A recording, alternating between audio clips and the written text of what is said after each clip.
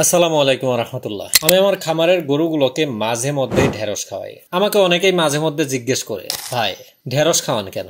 আমি তখন তাদেরকে বলি, ভাই ঢেঁড়সে থাকে বেশ কিছু দরকারি পুষ্টি উপাদান। ঢেঁড়সের মধ্যে থাকে ফাইবার, যেটা হজমে সাহায্য করে।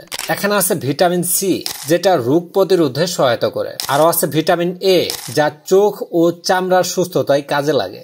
এখানে আছে ক্যালসিয়াম ও ম্যাগনেসিয়াম, যা হাড় ও দাঁতের গঠনে ভূমিকা পালন করে। আরো একটা গুরুত্বপূর্ণ উপাদান আছে, আর সেটা হলো অ্যান্টিঅক্সিডেন্ট, যা শরীরের ভেতরে থাকা ক্ষতিকর উপাদানগুলো দূর করে। তবে একটা জিনিস সবসময় মাথায় রাখতে হবে, ঢেঁড়স ভালো একটা সবজি হলেও এটা কিন্তু বেশি পরিমাণে দেওয়া যাবে না। এই ঢেঁড়সের কারণে গরুর জাবর কাটার পরিমাণ বৃদ্ধি পায় এবং খাবারের প্রতি আগ্রহ বৃদ্ধি পেলেও যদি বেশি পরিমাণে খাওয়ানো হয় তখন দেখা যাবে গরুর পেটে গ্যাস হতে পারে, জাবর কাটা কমিয়ে দিতে পারে এবং পেট ভার হয়ে যেতে পারে। তাহলে কতটুকু করে খাওয়াতে হবে একটা গরুকে?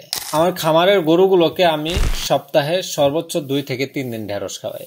যেমন আমার বড় গাভীটা, এটা 300 থেকে 400 কেজির মতো ওজন হবে। এই গরুটাকে আমি সর্বোচ্চ 200 গ্রাম থেকে 300 গ্রাম, আর ছোট গরুগুলোকে আরো কমায় দেই। খামারিদেরকে অবশ্যই সবকিছু ব্যবসায়িক দৃষ্টিভঙ্গিতে দেখতে হবে। বাজারের উপর নির্ভর করবে আমি ঢেঁড়স গরুকে খাওয়াবো কি না। আর আমার যেহেতু সবজি বাগান আছে, এখানে ঢেঁড়স চাষ করা আছে, আমরা যেহেতু আমাদের ঢেঁড়স গুলো বিক্রি করি না, যেগুলো একটু বড় হয়ে যায় সেই ঢেঁড়স গুলোই আমরা আমাদের গরুগুলোকে খাওয়াই। আমার মনে হয় আমরা যারা ছোট এবং মাঝারি খামারে আছি তাদের জন্য ছোট ছোট এইসব কৌশলগুলো বড় ধরনের উপকারে আসবে।